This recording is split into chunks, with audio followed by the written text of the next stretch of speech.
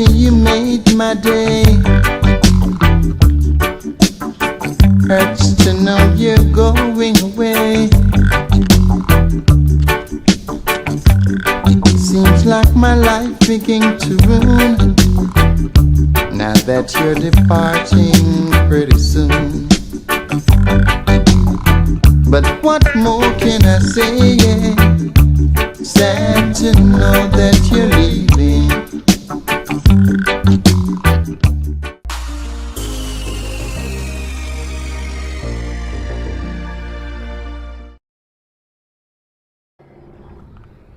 Morning, America. How we doing? Oh, today's the day. End of an era. You know, selling the truck. It's sold, and the guy's coming over to pick it up today. He'll be here in about an hour. So I came out and peeled all the stickers off and everything. Took the license plate off and got all the last little things that do for delivery. So I took all that stuff off, and it's ready to go now. And before he showed up, I thought I'd come on and do a real quick little video. Just kind of a walkthrough of the truck. So for prosperity, someday somebody says, oh yeah, what's your truck like? I can go back to this video and show them. So here you go. What is it? It's a 379 Peterbilt. It's an 04 model. It's the extended hood, and it's got the American class interior on the inside. It's got the nicer interior. Back in that day, in 04, this was the nicest interior you can get. And it was probably about one of the nicest sleepers you can get too. What kind of sleeper? It's ARI. It's 132 inch. That'd be 11 feet. 132 inches long and 100 inches wide. So it's almost 8.5 feet wide. So yeah, the overall length of the thing is 310 inch wheelbase. It's got a cap motor, a 13-speed transmission, 355 rears. It's got the 24/5 rims with low-profile tires. Let's go look in the cab here. It's got a generator right in here, 2 fuel tanks, one on each side. There's another box like this on the other side that's a storage box for toolbox. And you open up here and you look inside. And like I said, this is the American class interior, okay? Now this is aftermarket here. That's made by Rockwood, okay? That door handle. But this right here is from Peterbilt. It was the American class interior. It's got the same kind of the dash. Now that's not wood. That's a plastic dash, but it looks like wood. Looks like a burrow wood. And let's see here. All these little toggle switch extensions. That's all aftermarket. All this stainless steel. It's all on here. The chrome. All this stuff. That's all aftermarket. This chrome around the gauge cluster here. But there you go. It's AM, FM radio, cassette, old school, and Texas Ranger CB. I'm going to leave that in here for him. I don't need it no more. I'm done with the trucking part, so I don't really need a CB anymore. So I'm going to leave it go. And if I do need a CB, I can always just buy a new one. Let's turn you up here a little bit. So yeah, I don't want to fool anybody into thinking this is a perfect truck. It's got its small issues here and there, but overall it's a good solid truck. But it does have a few little things. For instance, okay, and I'm not going to go through everything. I'm going to just show you, just for instance, here there's 2 fuel gauges. This gauge and this gauge are both fuel gauges. It's a left tank and a right tank. Now most trucks only have 1 fuel gauge for both tanks. Okay, they read off of one, and the tanks balance. Liquid balances. So anyway. On this truck, they put 2 gauges on there, so you know exactly what's in each tank. Well, the one on the right here, the passenger tank, that gauge doesn't work. Okay, tried to fix it one time and couldn't figure it out. So I'm not much of a mechanic. Anyway, it's probably a pretty easy fix. I just don't know how to do it. And this gauge right here, the front drive temperature, the temperature in the rear end, the oil that's in the rear end, the pumpkin. That gauge doesn't work. It's probably the sending unit back there. It's a little gizmo you can screw in and screw out. The outside temperature gauge here doesn't work. It worked when I bought the truck, but when they went to these ELDs, the electronic logbooks, you have to get up into the dash and run a cable and everything. And I pulled that out, and I think I pulled this out. And apparently, when I was in there, I must have pulled a wire or something just enough to mess that up. So the outside temperature gauge doesn't work anymore. It's probably an easy fix. I just never worry about it. So Pretty much most of the other stuff on here works. There's a bunch of switches down here that don't really do anything. They're on here, but they don't really do anything.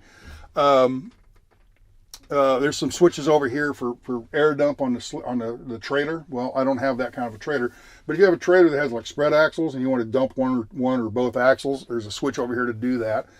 And what else? I don't know. As you can see, you're sitting on a desk here. I took the passenger seat out and put a desk in over here. The thing is, when nobody ever sits over here, take the chair out and put a desk in over here. It's just so much nicer to have a drawer to store stuff in, you know, and a place to put. I actually had my laptop sitting over here. I had this little board, which I'm going to leave with the truck, but I took it off just to clean everything. But that board goes right in there, and you can mount your laptop on it, and that holds the screen from falling backwards. And I just like to have my laptop sitting right there. It was just convenient. I used the laptop for a map instead of a hard atlas. I used it as a computerized map, and it was good for calculating mileages and stuff like that. So I preferred that. Once computers became common, I decided to put a computer up here. Anyway, table. Let's go back in the sleeper. Okay, we are back here in the sleeper. It's like I said, it's a 132-inch ARI sleeper. They're made out of Shipshewana, Indiana. It's 11 feet long and 8.5 feet wide.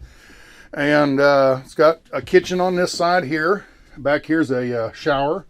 Let's point you around to that. There's the shower. You open the door. Okay, there's some closets back here. I can hang clothes on that side. Hang clothes on this side. This one down here was more for storage. This one here is for extra parts. I've got what do you call it, fuel filters and extra fan belts and things like that in there, so that if anything ever breaks, I might have that extra part. So I'm going to leave that with the truck. I don't need it for anything, so I'm going to let it go with the truck. This is the overhead counter cabinets. I put my shirts and stuff in these drawers, cabinets. But up here, I put folded my jeans and stuff up, socks and underwear, and all went up in here. And paperwork and stuff I stored right up in this area. So that's just overhead cabinets. Right above you, right here, is the same kind of cabinet on this side, and I put my stored food up in there. And here's the bed. You take these cushions out. Take these cushions and you take these cushions off too. Then you unclip it right here, pull your mattress down, come on, and you got your bed, voila, okay? Wake up in the morning, fold the bed back up, fold this up, and as you fold this up, see the table comes back up? So there you go, real nice and easy. Okay, that was just a real quick rundown. It's not real detailed, it's just kind of so I can show somebody someday what the truck used to look like, you know. So with that, where am I going? What am I going to be doing? I am retiring from trucking. 35 years. Actually, here next month will be 36 years of driving. So just round it to 35, I say. So 35 years of trucking. I'm 58 years old, so I've trucked well over half of my life. And I'm tired. I'm ready to retire. And the trucking industry has changed and is changing so much. And most of it's for the bad. And I'm tired of it. I'm tired of putting up with all the regulations and the crap that goes along with trucking. Some of the newer drivers, well, we won't get into that, but that's one of the reasons I don't drive in the winter, because the drivers are just so bad. They have so many bad accidents, and I don't want to be tied up in somebody else's screw up. Well, we won't get into all of that. But basically, it's time to retire. I've done my share. So I'm not retiring from work though. I'll still be working. I just won't be trucking anymore. Unless I'm like in Kansas doing the harvest, wheat harvest or fall harvester stuff. I might drive a truck up there for Kirk. But other than that, I don't think I'm going to get into semis anymore. I'm kind of done with it. So what am I going to be doing? There's that job up in Wisconsin I'm going to go do. I did for a month last year, and it's a seasonal job. And we'll get into that as we get into that. I'll tell you more and more about that job. But basically, it's still transportation. It's still trucking. It's just not in an 18-wheeler. It'd be more like pickups and stuff like that.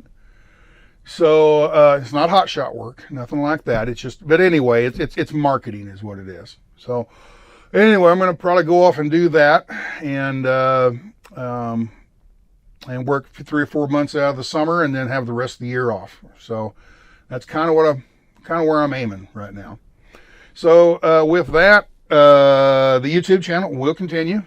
People are asking, are you quitting trucking? Are you quitting YouTube? Quitting everything? No, I'll still be doing the YouTube. I enjoy doing that. I don't make any money off of it, but I enjoy it. It's a hobby, and I've got to know so many new friends through that. So I'm going to keep doing the YouTube. It'll be the same thing. I never looked at the channel as a trucking channel. I always looked at it as what am I doing today to show you what have I come across today to show people, rode around in a truck by myself for so many years, and so many times I wanted to reach over and say, hey, look at that over there, and there's nobody there to show that to. Okay, so you have been with the channel, you have been in the passenger seat all these years, riding along with me as I show you things, like, hey, look at that, this is what I saw today, or this is what I'm doing today, or this is what I ran across today, or just try to find something entertaining to show folks. So I never looked at it as a trucking channel. I talked about trucking stuff a little bit, but not a whole lot. I didn't go on and on about trucking. It was more of a travel channel, and I just happened to be in a semi driving. The channel will stay the same. It'll be a travel channel once we get to traveling. It'll be a travel channel, but it just won't be in a semi anymore. It'll be in a bus instead, or maybe a pickup or something like that.